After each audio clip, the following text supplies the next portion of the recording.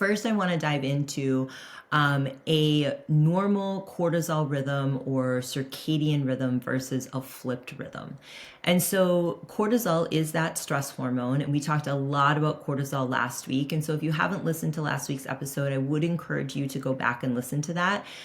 You're going to hear some similar verbiage throughout the episodes this month as I dive into these patterns that women come to me with. You're going to hear distinctions between the patterns. So it's really important that you listen to all the episodes for context. Cortisol runs on a 24-hour diurnal rhythm in the body. And this is why sometimes people will have blood work that they bring to me and they'll say, well, I've had my cortisol tested. And I will tell you that getting cortisol tested via blood, because it is only tested at one moment in time during the day, virtually tells you nothing. Because usually that blood test is done in the morning.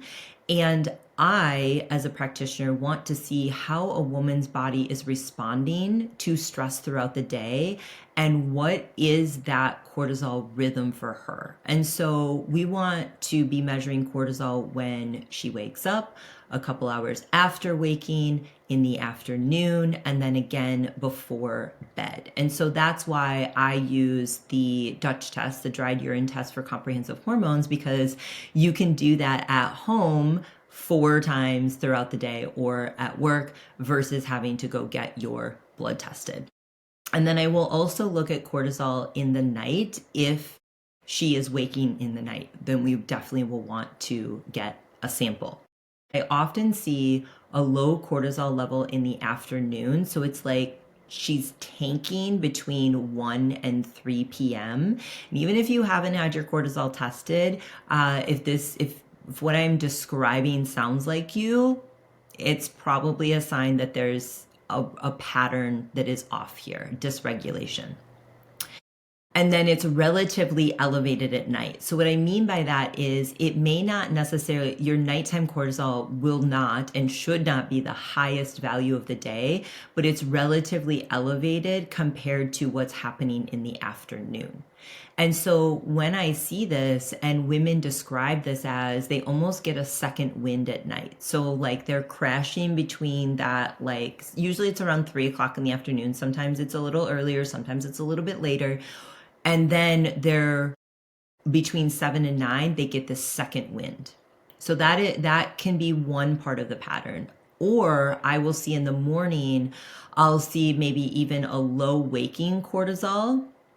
And then I will see a sluggish cortisol awakening response. So meaning instead of getting up and like getting up and having a healthy response to cortisol as you enter your day, I see a blunted response. So meaning like the body's like, oh, we're not ready for this, or we're not able to produce what we need to produce as far as cortisol. Or I've actually even seen it where the cortisol after a couple hours after waking will be lower than the waking cortisol. And that's a sure sign that she's going into the day in a lot of dysregulation. And so in a nutshell, it's like your cortisol is low when we want it to be a little bit higher, and your cortisol is a little bit higher when we want it to be a little bit lower. And I want to say that when it comes to things like cortisol or just hormone testing in general, it's all about a Goldilocks effect. It's all about not too little, not too much. It's not about necessarily high or low. And it's also not about chasing these numbers and chasing these ranges. It's also about looking at how the woman is actually experiencing her life.